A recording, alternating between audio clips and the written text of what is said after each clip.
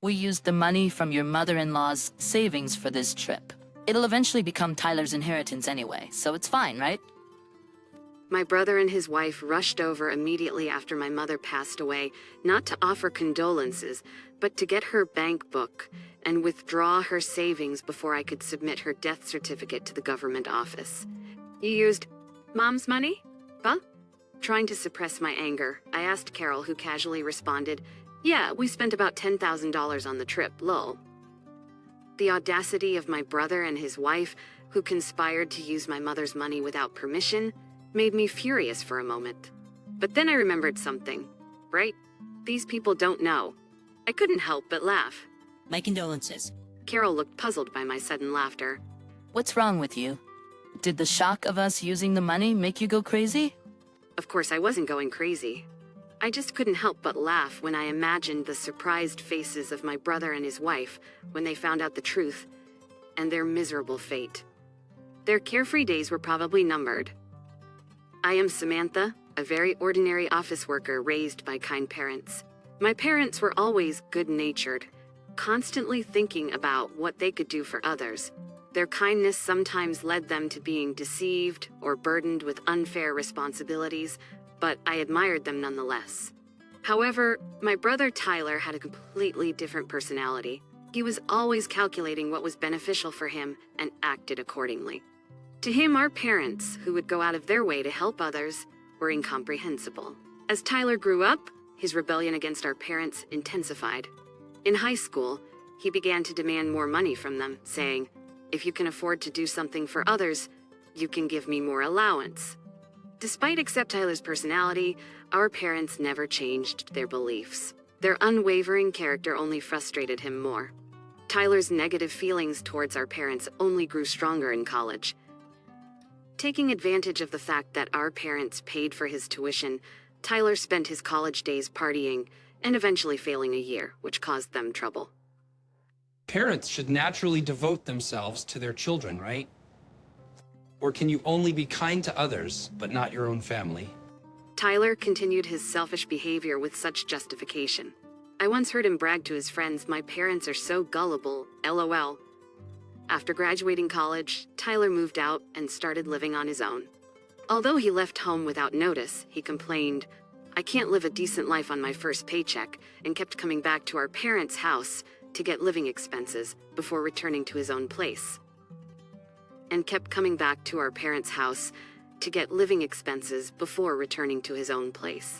Our parents worried about him and kept giving him money as requested. When I got a job, I decided to support our parents financially in place of Tyler. Samantha, it's your hard-earned money, so you can use it however you like. Although my parents said this, I wanted to help them, so I continued to give them money as if it were their grocery expenses. This lifestyle continued for several years, and Tyler, who only showed up to ask for money, unusually invited me and our parents to a restaurant to talk. At the meeting place, a beautiful woman was sitting next to Tyler. Dad, Mom, Samantha, let me introduce you. This is my girlfriend, Carol. The woman introduced as Carol bowed her head slightly. I've decided to marry Carol. We'll be busy preparing for our new life and the wedding, but I hope you'll support us. I thought support meant something like, "Please take care of Carol." But it seems my older brother had a completely different idea in his head. He asked our parents to pay for his wedding and new home. Knowing our parents' inability to say no when it comes to helping others, he skillfully persuaded them to cover all the expenses. Even after the wedding and the purchase of the new home, he continued to get money from them. Carol, his wife, became accustomed to this and started living more extravagantly. However, this lifestyle didn't last long. Our father's health deteriorated and he was hospitalized. Even with insurance, hospital stays are expensive. To ensure our retired parents wouldn't struggle financially, I suggested to my brother that we both share the burden of the hospital bills. I've been living at home and getting help from Mom and Dad. And you've received a lot of financial support from them too, right? This is the time to help them out. But my brother didn't agree. What? Why should I? It's Dad's fault for not taking care of his health. He neglected himself while helping others. That's his responsibility. After that, my brother stopped visiting our parents' house altogether.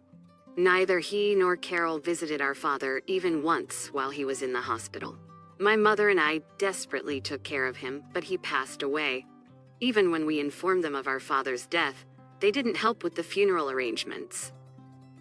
They showed up briefly at the funeral, but didn't greet our relatives properly and left. Our relatives looked at them with disdain, but they probably didn't care. Tyler, Mom has been feeling down lately. She wants to see you. Can you visit her at home sometimes? When I asked my brother, he thought for a moment and then said, By the way, what happened to Dad's inheritance? It all went to Mom. It seems they had decided that's what they would do when Dad was still alive. I see. So Mom has the money now, right? Feeling a bad premonition, I warned my brother immediately. Like I said before, Mom is mentally weak right now. Don't try to take her money, okay? I want you to come and cheer her up. What's the point of going if I can't get any money? It's not worth it. When I insisted that we wouldn't give him any money, he never visited our parents' house. And then, half a year after our father's death, our mother passed away too. Even knowing our mother's weakened state, my brother never showed any concern. When he learned of her death, he rushed back to our parents' house. I thought he would fulfill his duty as the eldest son during the funeral, but as it started, he and his wife disappeared. I called his cell phone, but it went straight to voicemail. In the end, I took on the role of the chief mourner instead of him and managed to finish the funeral. It was a few days later when I finally got in touch with my brother. Samantha, this is Carol. When I called my brother's phone, Carol answered. Tyler is busy with boarding procedures and can't answer the phone. Boarding procedures? Carol, where are you? We're at JFK Airport. We're leaving the United States in a few hours, LOL. Are you leaving the United States and going abroad? Yes, we're going on an international trip. I was surprised at my brother and his wife's decision to go on a trip abroad right after our mother's death. But I was even more shocked by what Carol said next. We're really grateful to our mother-in-law, you know? Thanks to her, we're able to enjoy this luxurious trip abroad. What do you mean by that? Well, we used our mother-in-law's savings for this trip. It was going to be Tyler's inheritance anyway, so why not? From Mom's savings? How did you get that money? When we visited her house, we borrowed her bank book and SIL. We knew we wouldn't be able to withdraw money once the death certificate was submitted, so we hurried. The real reason they rushed to our mom's house after her death was to get the bank book and withdraw the money before I submitted the death certificate. So you used Mom's money? Trying to suppress my anger, I asked Carol and she casually replied, Yes, we already spent $10,000 on the trip expenses. It's a good thing Tyler's plan worked out. For a moment, I was furious at the audacity of my brother and his wife for using our mom's money without permission. But then I remembered something. For using our mom's money without permission. But then I remembered something. That's right. They don't know. I couldn't help but laugh. Huh, serves you right. Confused by my sudden laughter, Carol asked, What's wrong with you? Did the shock of us using the money make you lose your mind? Laughing, I answered, Sure, that's fine.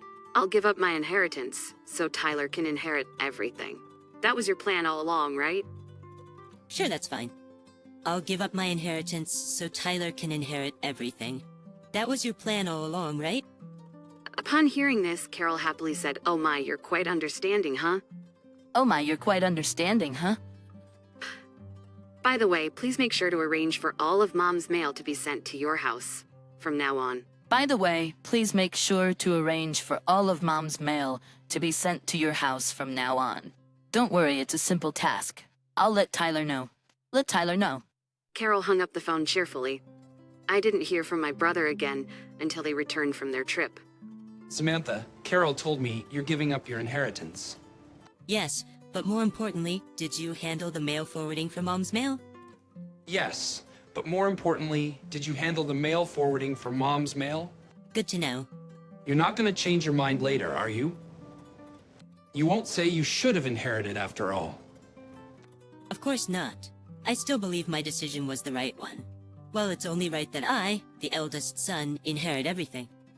My brother said this and ended the call in high spirits. but a few weeks later he called again, sounding panicked. There's a collection notice addressed to Mom in her mail. What's this about? Oh, is it from the bank? Our parents always wanted to help people in need and would accept any request. This included money matters.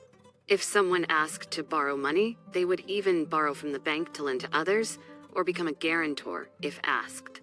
As a result, their debt grew more and more. The amount of debt was far greater than the savings, so inheriting would clearly put them in the red. Did you know about this? My brother raised his voice. You knew Mom had debt, right? Why didn't you say anything? There was no point. What? You're saying it's meaningless? You knew about the debt, so you gave up your inheritance, right? If I had known, I would have given it up too. That's impossible. Why the hell is it impossible? Tyler, you took money from Mom's bank account to go on vacation, didn't you? So what? What does that have to do with giving up the inheritance? It's a big deal. What you did is considered a simple acceptance of the inheritance. Simple. What does that mean? Explain it so I can understand.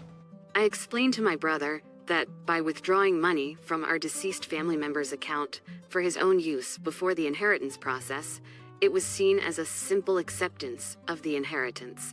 Before the inheritance process, it was seen as a simple acceptance of the inheritance. I've never heard of such a thing. Of course not, haha. Not many people would even consider using a deceased family member's savings for their own selfish desires, so it doesn't come up in conversation. You're just making stuff up because you want the inheritance for yourself. I have a lawyer friend, you know? They'll find out if you're lying. My brother hung up the phone and apparently told his lawyer friend what I had said. He called back later, but his previous bravado was gone. Samantha, you were right. I can't give up the inheritance now, it seems. It appeared the lawyer had given him the same answer I did. Finally, my brother realized he had inherited the debt. He had always begged our parents for money, never knowing they were accumulating debt behind the scenes. It wouldn't be an exaggeration to say it was his own fault for contributing to the debt. Still, my brother desperately tried to find a way to avoid paying it back. He and his wife, Carol, probably didn't have much savings since they spent their earnings freely. It was clear they didn't have the means to pay back the debt. My brother tried to sweet-talk me. Hey, Samantha, our parents are gone, and it's just us siblings now, right? Isn't this the time to join forces? Join forces? What do you mean? I think we should work together to pay back our parents' debt. Now's the time to show our filial piety. So forget about the inheritance and help me pay back half the debt. I sighed heavily at my brother's selfish proposal, which was too little, too late. What are you talking about? When Dad was in the hospital, I said we should help our parents together. But you pushed me away. I was busy at the time. No matter how busy you were, you didn't visit Dad in the hospital even once. And you didn't support our grieving mother afterward. I don't want to hear the words filial piety from someone like you ever again. With nothing left to say, I left my brother hanging. Have you ever done anything for someone else, Tyler? I know you took advantage of our kind parents, but there's no one who will help someone who can't do anything for others, even if they're family. But if you don't help me, Carol and I can't pay back the debt by ourselves. Are you going to abandon your brother? We're family. When Dad was in the hospital, you abandoned him, saying it was his own fault for not managing his health. This time using Mom's savings is your own fault. I regret that, okay? I've changed. Have you? I still think you're just desperate to reduce your own debt. And even if you've changed, the person you should apologize to is no longer in this world. It's too late. I cut off my brother and hung up the phone. I had no intention of helping him after all the trouble he had caused our parents throughout the years. Afterwards, burdened with debt and unable to live the carefree life they once had, Tyler and Carol's relationship quickly turned sour. However, living separately would only cost more money. Unable to afford even the moving expenses, Tyler and Carol had no choice but to continue their married life together, bickering all the while. At first, they tried to save money and pay off the debt little by little from their salaries, but it didn't last long. Neither Tyler nor Carol could forget their luxurious lifestyle, and they would secretly spend money behind each other's backs. causing their debt to never decrease. As a result, they blamed each other for their inability to reduce the debt, further damaging their relationship. Their marriage continued to crumble in this vicious cycle. On the other hand, I finally found the time to properly mourn our parents. I remembered how, during our parents' funeral, countless attendees tearfully expressed their gratitude for the help our parents had provided them when they were in need. Realizing how many people our parents had helped made me feel even more proud of them. It was ironic that my brother, who had never shown any gratitude and had always caused trouble for our parents, ended up shouldering the debt that resulted from their acts of kindness. Even though they were drowning in debt, I still admired our parents for never giving up on helping others.